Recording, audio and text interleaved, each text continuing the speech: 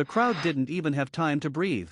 Because the second that familiar heartbeat echoed through the arena, everything inside the WWE universe stopped. The lights cut to black, the Titantron flickered, and for a split second, everyone thought it was another tease, another manipulated mind game from Paul Heyman's Vision faction. But then that voice hit. That deep, commanding, bone-chilling voice. "Acknowledge me." And when the lights came back on, Roman Reigns was standing there. No music. No entrance fireworks. Just him, cold, focused, and angrier than the world has ever seen him. The crowd didn't even cheer at first, they screamed. Because after 8 months of silence, injury rumors, and betrayal, the tribal chief had returned. And beside him, standing like a silent storm, was Brock Lesnar. The shock that shattered the arena. The Vision faction had just finished their celebration of dominance. Paul Heyman, yes, Paul Heyman, Roman's own wise man, had spent months assembling what he called the next evolution of power. Led by Solo Sikoa, the Vision included Carmelo Hayes, Braun Breaker, and a shocking last-minute addition, Austin Theory. Heyman bragged every week that he had finally evolved beyond the bloodline, that he had created a future where WWE didn't need kings or thrones, just visionaries.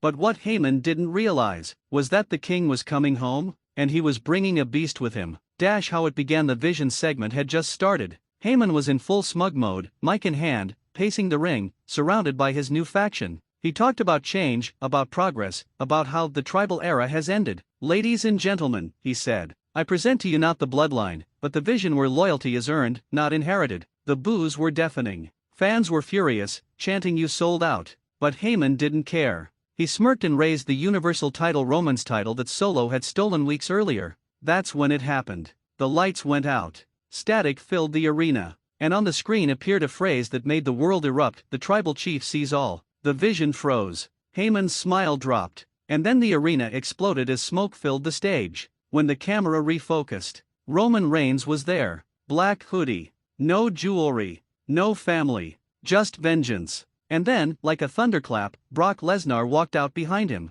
The unholy alliance. You could feel the air leave the building. Because for years, these two men destroyed each other. WrestleMania main events. Blood. Broken tables. And now they were standing side by side. Fans were chanting "Holy St" non-stop. Even the commentary team went dead silent. Roman didn't even speak at first. He just glared into the ring, at Heyman, the man who had once promised to never betray him. Heyman's face told the entire story, pure shock and terror. Then, Roman finally lifted the mic. 8 months ago, they said I was done. They said the empire fell. But I don't die. I rebuild. He paused, pacing, his eyes locked on Heyman. You built a vision without me? You think you can replace blood with business? You forgot who made you, Paul. The crowd erupted. And before anyone could blink, Brock stepped forward, took the mic, and growled, "And I'm here to help him bury you." The Vision froze. Solo stepped in front, defiant but visibly shaken. Heyman was begging under his breath, trying to calm the situation. But it was too late. Roman dropped the mic. Brock cracked his neck. And all hell broke loose. The brawl of the century. Lesnar hit Theory first, launching him halfway across the ring with a German suplex that nearly broke him in half. Carmelo tried to run, but Roman caught him mid-sprint and Superman punched him clean out of the ropes. Braun Breaker charged, screaming, and got speared into oblivion. Solo Sikoa was the only one left standing. He looked at Roman, his own cousin, and didn't flinch. "You ain't the chief anymore," Solo shouted. "You're just another man I gotta put down." Roman smirked, wiped blood from his lip, and said, "Then let's see if you can finish what you started." The two collided like wrecking balls. The crowd lost their minds. This wasn't wrestling, it was a war. Every punch echoed. Every slap sent shockwaves. But it was Brock who ended it. Solo got too close to the ropes and Lesnar ripped him out of the ring like a ragdoll. Then came the F5 through the announcer's table. Heyman fell to his knees, screaming, "Brock, stop, please." But Roman didn't stop him. He just stood there, breathing heavy, eyes locked on Heyman. "You made this bed, wise man," Roman said coldly. "Now you're gonna lie in it." The Vision is dead. By the time officials rushed down, the ring was a massacre. Bodies everywhere.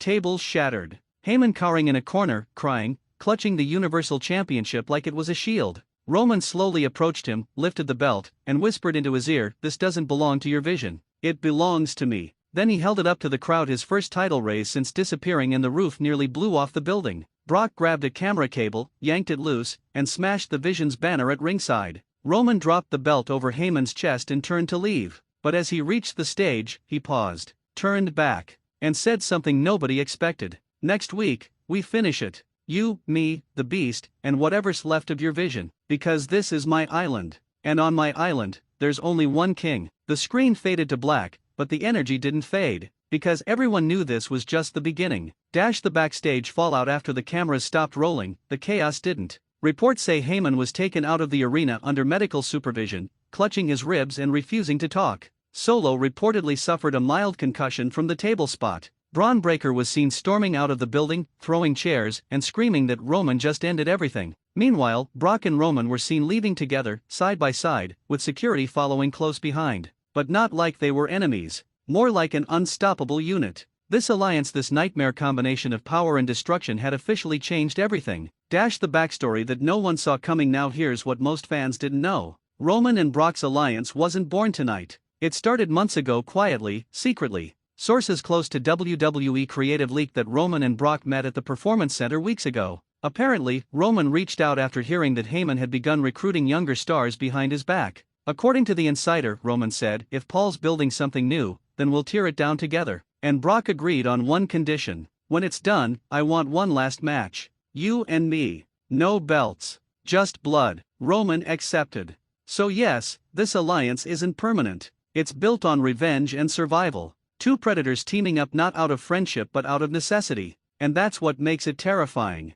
Paul Heyman's vision explained. Let's rewind for a second. After Roman's injury and departure earlier this year, Heyman claimed he wanted to honor the bloodline legacy. But what he actually did was use Solo to start recruiting. He brought in younger stars hungry, aggressive, willing to follow orders. He branded them as the Vision. The idea was to create a stable of dominant athletes guided by Heyman's intellect and Solo's brutality. But it backfired. Because what Heyman didn't understand was that Roman wasn't gone, he was watching, waiting. And tonight, he proved that no matter how far the Vision spreads, the bloodline's shadow is still larger. The reactions pour in social media exploded instantly. #Roman returns, #BeastandChief, and #Vision destroyed all trend worldwide within 10 minutes. Wrestlers from every brand weighed in. Seth Rollins tweeted, "Told y'all. Never count the Chief out." Cody Rhodes posted a cryptic line, "Kings fall when they forget who crowned them." Solo Siko's account simply posted, "It's not over." But the wildest reaction came from Heyman's burner account, which fans discovered just hours later.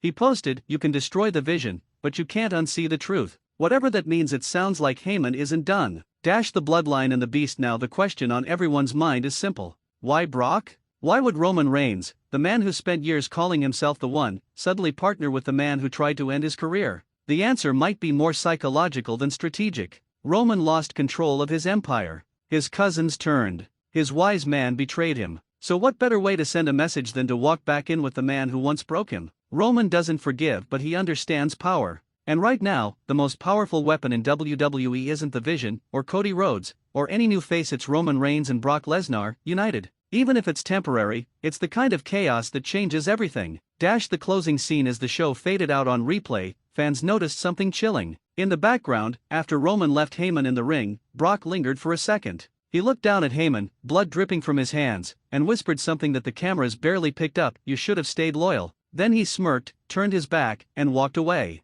The next frame? Roman standing at the top of the stage, glancing back one last time, before raising his finger to the sky. No theme song, no pyro, just silence and dominance. Because when Roman Reigns says "I rebuild," he doesn't mean rebuild a team, he means rebuild a kingdom. And tonight was just step one. But if you thought it ended there, you were wrong. Because what followed next wasn't just revenge, it was reconstruction through destruction. The fallout begins the night after the chaotic SmackDown. WWE headquarters was on fire figuratively and emotionally. Officials were furious, medical staff overwhelmed, and social media was a battlefield of opinions. Some fans called it the most powerful return in WWE history. Others said Roman Reigns had become the villain he always swore he wasn't. But the one person who wasn't saying anything was Paul Heyman. After being brutally left in the ring by the man he once called his tribal chief, Heyman was hospitalized. But even from his hospital bed, sources claim he was making phone calls plotting something sinister. Heyman has never been the type to accept defeat. And deep down, he knew if he couldn't outmuscle Roman and Brock, he'd have to outsmart them.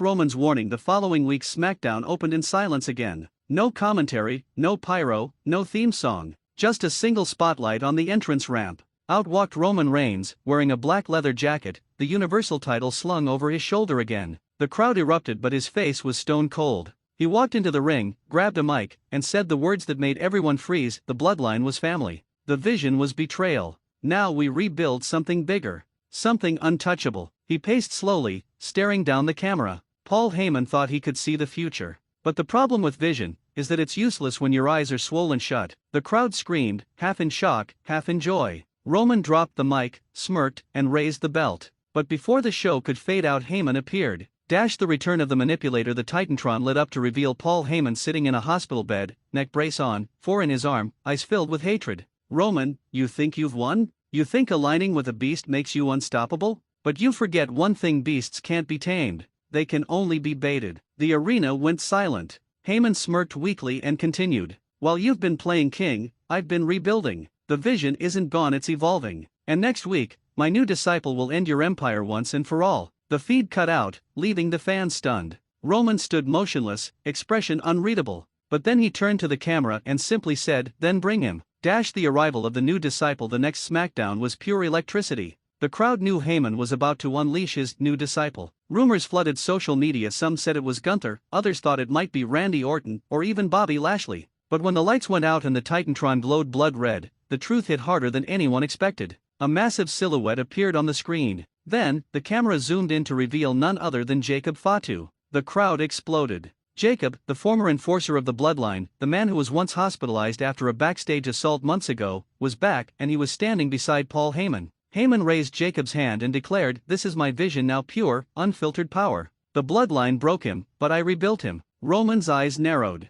Brock Lesnar cracked his knuckles. The war had just been reignited. The Beast and the Chief versus The Vision Reborn. That night's main event was announced as a contract signing for the upcoming pay-per-view. Roman Reigns and Brock Lesnar versus Jacob Fatu and a mystery partner, Heyman's choice. But the signing never stayed peaceful. It turned into pure carnage. Roman sat on one side of the table, Brock on the other, both in silence. Heyman rolled in on a wheelchair, still wearing a neck brace, flanked by Jacob Fatu, who looked more vicious than ever. Heyman began talking, as only he could. "Roman, I raised you. I protected you. I gave you power. But when you bit the hand that fed you, I found someone hungrier. Jacob Fatu doesn't acknowledge you. He'll erase you." Roman smiled coldly and said, "Then let's stop talking." Before Heyman could blink, Roman flipped the table, Brock jumped over it, and chaos erupted. Roman speared Fatu through the barricade, Brock went after Heyman, and backstage officials rushed the ring to separate them. By the time the show ended, the arena was in shambles again. But everyone watching knew.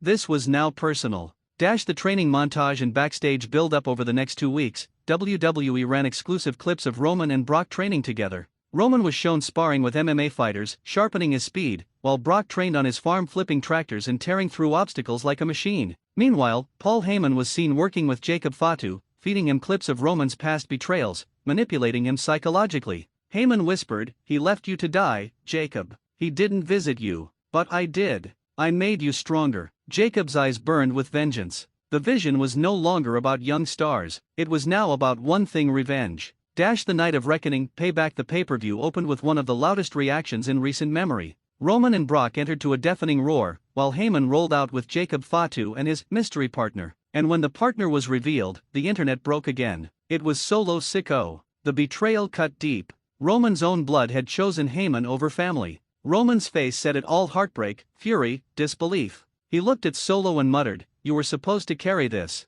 not kill it." The bell rang, and all hell broke loose. The match that broke everything. The fight wasn't about wrestling, it was about legacy. Roman and Jacob started the match, trading brutal blows. Jacob overpowered him early, throwing him like a ragdoll. Roman answered with a Superman punch, but Fatu didn't go down. He screamed in Roman's face, slammed him into the corner, and hit a devastating Samoan drop. Brock and Solo soon entered, and it was chaos. Brock destroyed Solo with suplexes across the ring, but Solo kept getting up. Heyman stood ringside, screaming orders, tears in his eyes, torn between fear and pride. Then came the turning point. Heyman slid a steel chair into the ring. Solo picked it up and aimed for Brock, but Roman intercepted, spearing Solo in half.